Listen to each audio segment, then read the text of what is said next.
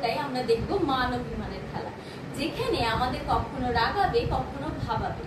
মাদ্রাজের একটা রুমে কোনি একা অভিমানী, তার কারণ হিদ্দা তার সাথে আসে। অন্যদিকে আমরা দেখবো প্রত্যেকটা মেয়ে তৈরি হচ্ছে মাদ্রাজ শহরটাকে ঘুরে দেখবে বলে, এবং তারা বেরিয়ে গেলেই যথারীতি সেই রুমে প্রবেশ করবে হিয়া। হিয়া জানাবে যে সে তার বাবার সাথে তার বাবার এক বন্ধুর বাড়িতে যাচ্ছে, আর কেউ এসে খোঁজ করলে যেন জানানো হয়। এই বলে সে একটা চকলেট খেয়ে ছুঁড়ে মারবে কোনির গায়ে। পরক্ষণে কোনিও সেই চকলেটটি ছুঁড়ে মারবে হিয়ার গায়ে, আর হিয়া পুরো অবাক হয়ে যাবে। হিয়া বলবে, তুমি কি চকলেট খাও না? উত্তরে কোনি জানাবে, তুমি দিলেই কি খেতে হবে? আর এখানেই আমরা দেখবো দুজনের মধ্যে কিন্তু একটা হিংসার খেলা চলছে। এরপর হিয়া যথারীতি বেলার ক্রিমের কৌটো থেকে ক্রিম বের করে নিজের গালে মেখে নেবে এবং বেরিয়ে যাওয়ার সময় কোনির গালেও মেখে দিয়ে চলে যাবে।